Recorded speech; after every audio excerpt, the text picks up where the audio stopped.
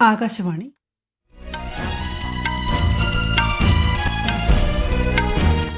നമസ്കാരം. വാർത്തകൾ വായിക്കുന്നത് ലിൻസ സിറാജ്.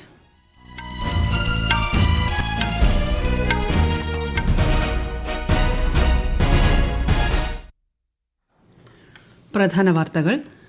പ്രധാനമന്ത്രി നരേന്ദ്രമോദിയുടെ 3 ദിവസത്തെ ഗുജറാത്ത് സന്ദർശനത്തിന് തുടക്കമായി. സോംനാഥ് സ്വാഭിമാൻ പർവ് ഉൾപ്പെടെ വിവിധ പരിപാടികളിൽ പ്രധാനമന്ത്രി പങ്കെടുക്കും. കേന്ദ്ര ആഭ്യന്തരമന്ത്രി അമിത് ഷാ ഇന്ന് കേരളത്തിലെത്തും. തിരുവനന്തപുരത്ത് നാളെ വിവിധ പരിപാടികളിൽ സംബന്ധിക്കും.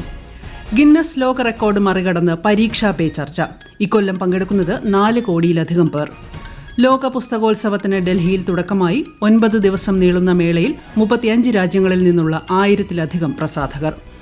കേരള ഹൈക്കോടതിയുടെ പുതിയ ചീഫ് ജസ്റ്റിസായി ജസ്റ്റിസ് സൗമൻ സെൻ സത്യപ്രതിജ്ഞ ചെയ്തു. ഇന്ത്യയും ന്യൂസിലാൻഡും തമ്മിലുള്ള പുരുഷ ഏകദിന ക്രിക്കറ്റ് പരമ്പരയ്ക്ക് നാളെ തുടക്കമാകും. ആദ്യ മത്സരം വഡോദരയിൽ. വാർത്തകൾ വിശദമായി.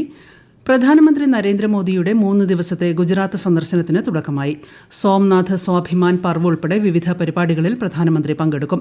സോംനാഥ് ക്ഷേത്രത്തിൽ ആക്രമണം നടന്നതിന്റെ 1000 വർഷം പൂർത്തിയാകുന്ന പശ്ചാത്തലത്തിൽ സംഘടിപ്പിക്കുന്ന പരിപാടിയാണ് സോംനാഥ് സ്വാഭിമാൻ പർവ്. നാളെ രാജ്കോട്ട്, അഹമ്മദാബാദ്, ഗാന്ധിനഗർ എന്നിവിടങ്ങളിൽ പ്രധാന വികസന പരിപാടികൾക്കും പ്രധാനമന്ത്രി തുടക്കം കുറിക്കും. കേന്ദ്ര ആഭ്യന്തരമന്ത്രി അമിത് ഷാ ഇന്ന് രാത്രി കേരളത്തിലെത്തും. തിരുവനന്തപുരത്ത് വിവിധ പരിപാടികളിൽ അദ്ദേഹം പങ്കെടുക്കും. നാളെ രാവിലെ പത്മനാഭസ്വാമി ക്ഷേത്രത്തിൽ ദർശനം നടത്തുന്ന അദ്ദേഹം 11:30 കവടിയാർ ഉദയ് പാലസ് കൺവെൻഷൻ സെന്ററിൽ BJP ജനപ്രതിനിധികളുടെ സമ്മേളനം ഉദ്ഘാടനം ചെയ്യും. ഉച്ചയ്ക്ക് 2:30 കേരള കൗമുദി കോൺക്ലേവ് ഉദ്ഘാടനവും നിർവഹിക്കും. NDA നേതൃയോഗത്തിലും BJP സംസ്ഥാന കോർ കമ്മിറ്റി യോഗത്തിലും പങ്കെടുക്കുന്ന അദ്ദേഹം നാളെ രാത്രി ഡൽഹിക്ക് മടങ്ങും. സന്ദർശനത്തോടനുബന്ധിച്ച് തിരുവനന്തപുരം നഗരത്തിൽ ഇന്നു രാത്രി 11:30 വരെയും നാളെ രാവിലെ 7 മുതൽ വൈകിട്ട് 6 വരെയും ഗതാഗത നിയന്ത്രണം ഏർപ്പെടുത്തി. 4 കോടിയിലധികം രജിസ്ട്രേഷനുമായി ഇക്കൊല്ലത്തെ പരീക്ഷാ പേ ചർച്ച ഗിന്നസ് ലോക റെക്കോർഡ് മറികടന്നു. കഴിഞ്ഞ വർഷം 3.5 കോടി പേരാണ് പരീക്ഷാ പേ ചർച്ചയിൽ പങ്കെടുത്തത്. പരീക്ഷകൾക്ക് തയ്യാറെടുക്കുന്ന യുവജനങ്ങൾക്ക് സമ്മർദ്ദമില്ലാത്ത അന്തരീക്ഷം സൃഷ്ടിക്കാൻ സഹായിക്കുന്ന പരീക്ഷാ പേ ചർച്ചാ സംരംഭം രാജ്യവ്യാപക പ്രസ്ഥാനമായി മാറിയതായി കേന്ദ്ര വിദ്യാഭ്യാസ മന്ത്രി ധർമ്മേന്ദ്ര പ്രധാൻ വ്യക്തമാക്കി. പ്രധാനമന്ത്രിയുമായി നേരിട്ട് ഇടപഴകാൻ വിദ്യാർത്ഥികളെയും രക്ഷിതാക്കളെയും അധ്യാപകരെയും ഒരുമിച്ച് കൊണ്ടുവരുന്ന വേദി കൂടിയാണ് പരീക്ഷാ പേ ചർച്ച. ഇന്ത്യയുടെ വായനാ സംസ്കാരത്തിന്റെ ഏറ്റവും വലിയ പൊതു ആഘോഷമാണ് ഡൽഹി അന്താരാഷ്ട്ര പുസ്തകമേളയെന്ന് കേന്ദ്രമന്ത്രി ധർമ്മേന്ദ്ര പ്രധാൻ. ഇക്കൊല്ലത്തെ ഡൽഹി അന്താരാഷ്ട്ര പുസ്തകമേളയുടെ 53ാമത് പതിപ്പ് ഉദ്ഘാടനം ചെയ്യുകയായിരുന്നു അദ്ദേഹം. The book fair, which has been held continuously for the last 53 years, has today become a prestigious and reliable platform in the world of global publishing. With more than 2 million readers and the participation of 50+ countries, it has become the world's largest business-to-consumer book fair today, attempting to bring writers, publishers, and readers together on a unique platform of direct dialogue and participation. 9 ദിവസം നീണ്ടു നിൽക്കുന്ന പുസ്തകമേളയിൽ 35-ലധികം രാജ്യങ്ങളിൽ നിന്നുള്ള 1000-ലധികം പ്രസാധകർ പങ്കെടുക്കും. യുവജനങ്ങളെ ഭരണവുമായും നയരൂപവൽക്കരണ ചർച്ചകളുമായും ബന്ധിപ്പിക്കുന്ന രാജ്യവ്യാപക പ്രസ്ഥാനമായി വികസിത ഭാരത യുവ നേതൃസംവാദം മാറിയെന്ന് കേന്ദ്ര സഹമന്ത്രി ഹർഷ് മൽഹോത്ര. ന്യൂഡൽഹിയിൽ ഇക്കൊല്ലത്തെ നേതൃസംവാദത്തെ അഭിസംബോധന ചെയ്യുകയായിരുന്നു അദ്ദേഹം. ജർമ്മൻ ചാൻസലർ ഫ്രെഡറിക് മെർസ് 2 ദിവസത്തെ സന്ദർശനത്തിനായി മറ്റന്നാൾ ഇന്ത്യയിലെത്തും. അഹമ്മദാബാദിൽ പ്രധാനമന്ത്രി നരേന്ദ്രമോദിയുമായി അദ്ദേഹം ഉഭയകക്ഷി ചർച്ച നടത്തും. ഇന്ത്യയിലേക്കുള്ള അദ്ദേഹത്തിന്റെ ആദ്യ ഔദ്യോഗിക സന്ദർശനമാണിത്. ഭരണകൂട വിരുദ്ധ പ്രക്ഷോഭങ്ങളുടെ പശ്ചാത്തലത്തിൽ ഇറാനിൽ വ്യോമഗതാഗതം അനിശ്ചിതത്വത്തിലായി. ഇറാനിലേക്കും തിരിച്ചുമുള്ള നിരവധി വിമാന സർവീസുകളാണ് താൽക്കാലികമായി നിർത്തിവെക്കാനും റദ്ദാക്കാനും തീരുമാനമായത്. സാമ്പത്തിക ബുദ്ധിമുട്ടുകളെ തുടർന്ന് ഇറാനിൽ ആരംഭിച്ച വൻ പ്രതിഷേധങ്ങൾ 14ാം ദിവസത്തിലേക്ക് കടന്നു. മേഖലയിൽ മൊബൈൽ ഫോൺ, ഇന്റർനെറ്റ് സേവനങ്ങൾക്ക് നിയന്ത്രണം ഏർപ്പെടുത്തിയിട്ടുണ്ട്. ഈ വാർത്തകൾ ആകാശവാണിയിൽ നിന്ന്. ആകാശവാണി വാർത്തകളും വാർത്താധിഷ്ഠിത പരിപാടികളും all India radio news Thiruvananthapuram YouTube ചാനലിലും all India radio news Thiruvananthapuram Facebook പേജിലും AR News_ തിരുവനന്തപുരം ഇൻസ്റ്റഗ്രാം അക്കൌണ്ടിലും AR News_TVM X ഹാൻഡിലും ലഭ്യമാണ്. കേന്ദ്ര സർക്കാരിന്റെ വിവിധ പദ്ധതികളെക്കുറിച്ച് ആകാശവാണി തിരുവനന്തപുരം പ്രാദേശിക വാർത്താ വിഭാഗം തയ്യാറാക്കുന്ന പ്രത്യേക ചർച്ചകൾ തിങ്കളാഴ്ച ഒഴികെയുള്ള ദിവസങ്ങളിൽ പ്രക്ഷേപണം ചെയ്യും. സർക്കാർ പദ്ധതികളെക്കുറിച്ചുള്ള വിശദമായ വിവരങ്ങൾ ജനങ്ങളിൽ എത്തിക്കുകയാണ് ലക്ഷ്യം. GST പരിഷ്കാരങ്ങളെക്കുറിച്ചുള്ള ചർച്ച നാളെ രാത്രി 11-ന് പ്രക്ഷേപണം ചെയ്യും. കേരളത്തിൽ കോട്ടയം, എറണാകുളം ജില്ലകളിലേക്കും കേന്ദ്രഭരണ പ്രദേശമായ ലക്ഷദ്വീപിലേക്കും ആകാശവാണി പാർട്ട് ടൈം കറസ്പോണ്ടന്റിനെ നിയമിക്കുന്നതിന് അപേക്ഷ ക്ഷണിച്ചു. കരാർ അടിസ്ഥാനത്തിലാണ് നിയമനം. അപേക്ഷകർ ജില്ലാ ആസ്ഥാനത്ത് നിന്ന് 10 കിലോമീറ്റർ ചുറ്റളവിൽ സ്ഥിരതാമസക്കാരാകണം. കൂടുതൽ വിവരങ്ങൾക്ക് www.newsonair.gov.in, prasarbharati.gov.in/pb vacancies എന്നിവ സന്ദർശിക്കുക. ഈ മാസം 31 വരെ അപേക്ഷ സ്വീകരിക്കും. ബജറ്റിന് മുന്നോടിയായി കേന്ദ്ര ധനമന്ത്രി നിർമ്മല സീതാരാമൻ ന്യൂഡൽഹിയിൽ സംസ്ഥാനങ്ങളുടെയും കേന്ദ്രഭരണ പ്രദേശങ്ങളുടെയും ധനമന്ത്രിമാരുടെ യോഗത്തിൽ പങ്കെടുത്തു. സഹമന്ത്രി പങ്കജ് ചൌധരിയും മന്ത്രാലയത്തിലെ മുതിർന്ന ഉദ്യോഗസ്ഥരും യോഗത്തിൽ പങ്കെടുത്തു. പാർലമെന്റിന്റെ ബജറ്റ് സമ്മേളനം ഈ മാസം 28-ന് രാഷ്ട്രപതി ദ്രൌപദി മുർമുവിന്റെ നയപ്രഖ്യാപന പ്രസംഗത്തോടെ ആരംഭിക്കും. 2 ഘട്ടങ്ങളിലായി ഏപ്രിൽ 2 വരെ സമ്മേളനം തുടരുമെന്ന് പാർലമെന്ററി കാര്യമന്ത്രി കിരൺ റിജിജു അറിയിച്ചു. ഭാരതീയ ന്യായ സംഹിത പൂർണ്ണമായും നടപ്പാക്കുമ്പോൾ FIR രജിസ്റ്റർ ചെയ്ത് 3 വർഷത്തിനുള്ളിൽ കേസുകൾ തീർപ്പാക്കാനാവുമെന്ന് കേന്ദ്ര ആഭ്യന്തരമന്ത്രി അമിത്ഷാ.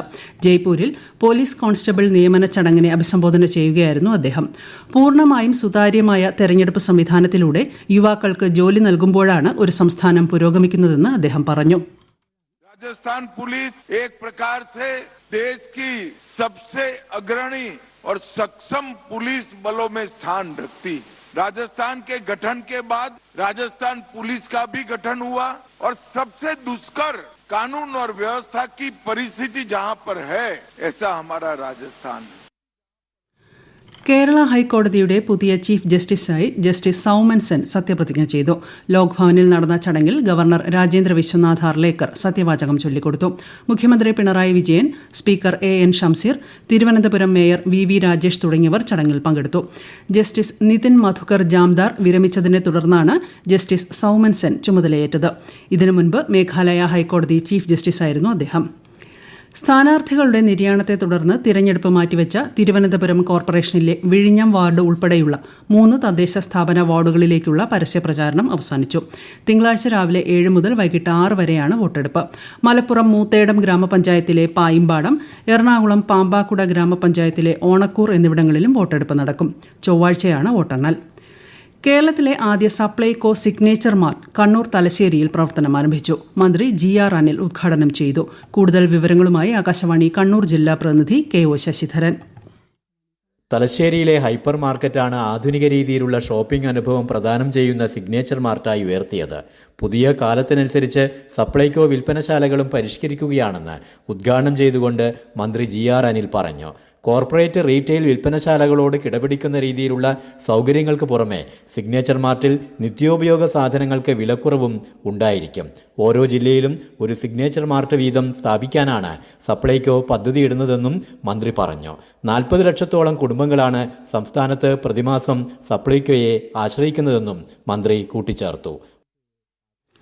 രാജ്യത്തിന്റെ ഉത്തര ദക്ഷിണ മേഖലകളെ തമ്മിൽ ബന്ധിപ്പിക്കുന്ന കാസിപേട്ട് ബൽഹർഷ 3ാം റെയിൽപാതയുടെ നിർമ്മാണ പ്രവർത്തനങ്ങൾ 95% പൂർത്തിയായി.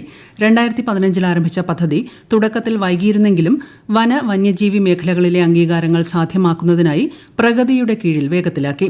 വൈദ്യുതീകരിച്ച പാത ചരക്കുനീക്ക കാര്യക്ഷമത വർദ്ധിപ്പിക്കുകയും യാത്രക്കാർക്കായുള്ള ട്രെയിൻ സമയക്രമം മെച്ചപ്പെടുത്തുകയും ചെയ്യും. കേരളത്തിൽ വോട്ടർ പട്ടിക തീവ്ര പരിഷ്കരണത്തിന്റെ ഭാഗമായി കരട് വോട്ടർ പട്ടിക പുറത്തിറക്കിയ ശേഷം അതിൽ ഉൾപ്പെടുത്താനായി 44,106 പ്രവാസികളുടെ അപേക്ഷ ലഭിച്ചു.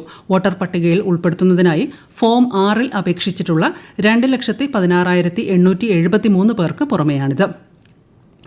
ഇന്ത്യയും ന്യൂസിലാൻഡും തമ്മിലുള്ള പുരുഷ ഏകദിന ക്രിക്കറ്റ് പരമ്പരയ്ക്ക് നാളെ തുടക്കമാകും. വഡോദരയിൽ നാളെ ഉച്ചയ്ക്ക് 1:30-നാണ് ആദ്യ മത്സരം. ഈ മാസം 14-ന് രാജ്കോട്ടിലും 18-ന് ഇൻഡോറിലുമാണ് തുടർന്നുള്ള മത്സരങ്ങൾ.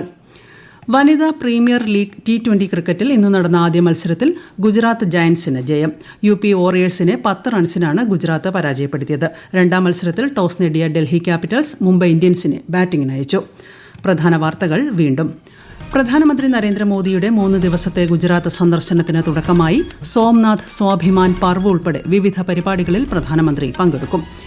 കേന്ദ്ര ആഭ്യന്തരമന്ത്രി അമിത്ഷാ ഇന്ന് കേരളത്തിൽ, തിരുവനന്തപുരത്ത് നാളെ വിവിധ പരിപാടികളിൽ സംബന്ധിക്കും. ഗിന്നസ് ലോക റെക്കോർഡ് മറികടന്ന് പരീക്ഷാ പേ ചർച്ച. ഇക്കൊല്ലം പങ്കെടുക്കുന്നത് 4 കോടിയിലധികം പേർ. ലോക പുസ്തകോത്സവത്തിന് ഡൽഹിയിൽ തുടക്കമായി. 9 ദിവസം നീളുന്ന മേളയിൽ 35 രാജ്യങ്ങളിൽ നിന്നുള്ള 1000-ലധികം പ്രസാധകർ. കേരള ഹൈക്കോടതിയുടെ പുതിയ ചീഫ് ജസ്റ്റിസായി ജസ്റ്റിസ് സൌമൻ സെൻ സത്യപ്രതിജ്ഞ ചെയ്തു.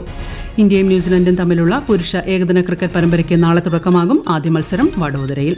വാർത്തകൾ കഴിഞ്ഞു. അടുത്ത വാർത്താ പ്രക്ഷേപണം 8:35.